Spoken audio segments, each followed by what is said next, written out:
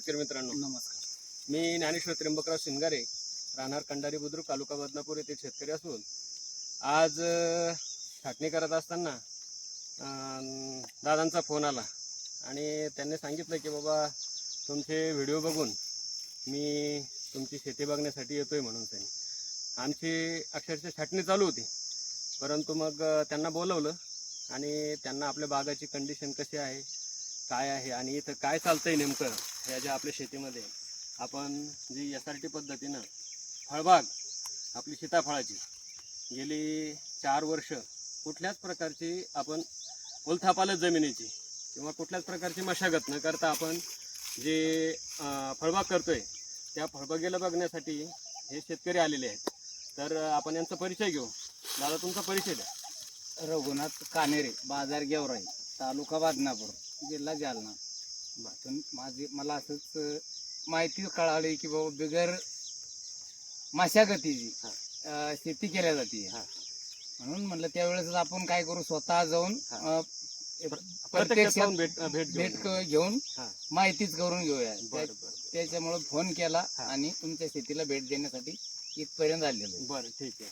बरं, तुम्ही इथं आल्याच्या नंतर तुम्ही जे बाग करताय त्या बागामध्ये आणि ह्या बागामध्ये तुम्हाला असं काय फरक जाणवतो का, काही असं काही वेगळा बदल जाणवतो?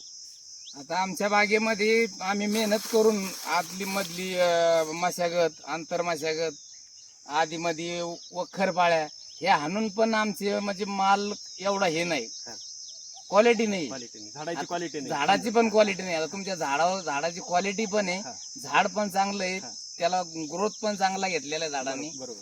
आमचं तसं झालेले नाही. मग त्याच्यासाठीच मी म्हणलं एकदा जाऊन सनी स्वतः चौकशीच करून यावं. बरं, इथं आल्याच्या नंतर तुम्हाला आता असं काही जाणवतंय का, जमिनीमध्ये काही असं काही एक वेगळ्या प्रकारचं हे काही असं काही जाणवतं का? काय नेमकं काय पण काय तुम्ही खरोखरच काहीच आतमध्ये आंतर मशागत केली नाही. जे गवत आहे हे सगळं घास तसाच आहे आणि पार कुंजलेले लाकडं, त्याचे पहिले कटिंग केलेले तुम्ही पहिले ते काड्या हे तशाच तुमच्या पडलेले. आम्ही काय करायचो, या काड्या सगळ्या येचून जमिनीच्या बाहेर जाळून किंवा कुठं गड्ड्यात टाकून ह्या नष्ट करायचो. बरोबर. तर ती तरी आम्हाला तुमचं बघून असं वाटलं का आमचं ती कुठंतरी चुकीची पद्धत होती. बरोबर. काय होतं, आपण ज्यावेळेस छाटणी करतोय त्यावेळेस एका एकरमधून जवळपास टनेज मध्ये जर कधी विचार केला, एका झाडापासून तुम्हाला कमीत कमी 20 किलो 30 किलो तर काडी पडत असेल खाली, बरोबर आहे का? आणि ही 30 किलो काडी पूर्ण आपल्याला मजुराच्या साह्यानं बाहेर काढायची, बरोबर आहे, आणि ती पेटून द्यायची. म्हणजे आपण परत त्याच्यामध्ये पर्यावरणाचा पण आपण नाश करतोय, बरोबर आहे. धूर आला म्हणजे तुम्ही दूर झाला, बरोबर का? आणि काय होतं, आपल्याला हीच जर कधी टनेज मध्ये काही तुमच्या एकरमध्ये जर कधी काही टनेज जर कधी काडी निघाली तर ती काडी आपण इथं जर कधी खाली जमिनीलाच दिली तर तो आपला बायोमास तयार होतो. आणि बायोमास तयार झाला म्हणजे तुमच्या जमिनीमध्ये ऑलरेडीच तुम्हाला जे खत बाहेरून आणून टाकावं लागतं, ते टाकायची गरज पडत नाही. आपण आणतोय किती गोणीनं आणतोय, टनानं काढतोय, बरोबर आहे का? परंतु हे जे आहे निसर्गानं जे आपल्याला दिलेलं आहे, तर हे यालाच पाहिजे. जर हे यालाच दिलं तर आपल्याला बाहेरून आणायची गरज पडणार नाही. आणि माझं तेच तत्व आहे, मी बाहेरून आणण्यावर जास्त भर देत नाही. इथं बघा तुम्ही, शेणखत तुम्हाला कुठं पाहायला भेटणार नाही, कुठं काहीच नाही. तरी सुद्धा चांगल्या प्रकारचे झाडं तुम्हीच सांगताय हे चांगल्या प्रकारचे डेव्हलप झालेले, सगळं व्यवस्थित आहे.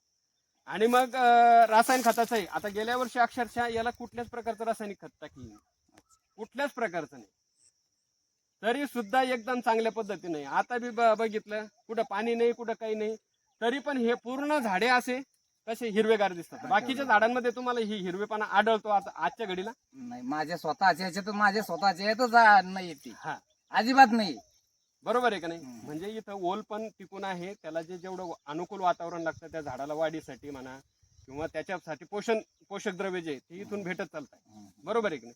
आणि पूर्ण जमीन झाकेला असल्यामुळं मुळी सक्रिय राहते कायमस्वरूपी, बरोबर आहे की नाही? सूक्ष्मजीवांचं कार्य व्यवस्थित चालू आहे.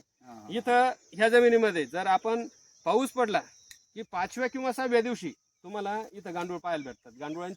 गांडुळांची विष्ठाची तर इतकी असते म्हणजे हे हे कुजवल्यामुळं हे कुजवल्यामुळं तिथं कुजवल्यामुळं कीटकनाशक पण कमी लागतं आणि त्याच्यापासून गांडूळ पण जागेवरच तयार होतं. जमिनीलाच आहे. गांडूळ जमिनीतच असतात, हो. फक्त त्यांना अनुकूल वातावरण मिळालं की ते ऑटोमॅटिकच वर राहतात. अच्छा. आणि ही जमीन सजीव आहे याची कारण बघितली आपण तर आपल्या ह्या जमिनीमध्ये बघा तुम्ही त्या तिथं समोर गेल्याच्या नंतर तिथं एक वारुळ आहे. हा, हा, हा. वारुळ जमिनीमध्ये केव्हा तयार होतं, ज्यावेळेस तुमची जमीन एकदम चांगल्या प्रकारे सशक्त असेल त्याच वेळेस तुम्ही रासायनिक खताचा जिथं जास्त वापर करता तिथं वारुळ आता तयार होत नाही. हा. बरोबर आहे का? दिवसेंदिवस कमी हा. कमी होत चालली. तर आपल्या ह्या जमिनीमध्ये जवळपास 5 ते 6 वारुळ तुम्हाला पाहायला भेटतात. हा, एवढ्याच जमिनीमध्ये आपल्या ह्या 20 गुंठ्याच्या क्षेत्रामध्ये. तर अशा पद्धतीने इथल्या प्रकारचं हे म्हणजे आणि आपण इथली प्रत्येक काडी प्रत्येक पाला ह्या जमिनीवर देऊन टाकत असतो. त्याच्यामुळं बायोमासची कुठल्याच प्रकारची इथं कमतरता नाही. आता येणाऱ्या काळात परत आणखी आपल्याला इथं जे जलताराचा प्रकल्प आहे तो पण राबवायचा आहे. त्याच्यासाठी पण दगड येऊन पडलेले आपल्या तिथच्या कोपऱ्यामध्ये. हा, कारण आता वेळ नाहीये त्याच्यामुळे आता तो भविष्याचा आहे. त्याच्यामुळे तो पूर्ण याच्यामध्ये सुद्धा आपल्याला पूर्ण याच्यामध्ये जलताराचा प्रकल्प राबवायचा आहे. गड्डे घेऊन इथंच पाणी आपल्याला जमिनीला परत मुरवायचं आहे जमिनीतच हो. मुरवायचं. जमिनीतलं पाणी जमिनीतच हा. मुरवायचं. अशा पद्धतीने हेच माझा गैरसमज होता आमचा हा, की हा, बाबा हे झाडाची ही जी छाटणी करून आपण जे काड्या टाकतो इथं हा. याच्यापासून आणखीन जास्त रोग उद्भवतात किंवा कोणाचं म्हणणं होतं बाबा त्याच्यापासून मिलीबग तयार होतात. बरोबर आहे. तर मग मिलीबाग हा विषय ना तो त्या वातावरणामध्ये तयार होणारच आहे. मग मला एक सांगा तुम्ही जर तुम्ही समजा आता किती वर्षापासून करताय त्या गोष्टी? जवळजवळ 7 ते 8 7 ते 8 वर्षापासून. मग मिलीबागची फवारणी घेत नाही का? घेतोय तरी पण मिलीबग आहे. मिलीबाग आहेच. ह्या बागावर तुम्हाला मिलीबाग पण पाहायला भेटत नाही. तरी सांगतोय आणि आपण ते करतोय. पण प्रत्यक्षात बघितल्याच्या नंतर आपल्यामध्ये जो बदल होतो तो आपल्याला खरंच म्हणजे एक वेगळ्या प्रकारचा अनुभव देऊन जातो. बरोबर आहे का नाही? बरोबर. आता तुम्ही प्रत्यक्षात अनुभव घेण्यासाठी इथं आलात. हा? बरोबर आहे का नाही? तर अशा पद्धतीनं तुम्ही काय सांगसाल बरं शेतकऱ्यांना पुढे इथून गेल्याच्या नंतर? इथून गेल्याच्या नंतर आता मी पण हेच सांगणार शेतकऱ्यांना की बाबा हे बिगरेची करतात, बिगर खर्चाची शेती करतायत. हा, हा. तर आपण पण ह्याच पद्धतीने करायला पाहिजे हा, हा. आणि कुठंतरी खर्च हे वाचवायला पाहिजे. हा, हा. खर्च वाचणारच आहे. बरोबर. आपण ह्या पद्धतीने शेती केल्यावर हे खर्च हा, हा. वाचणारच आहे.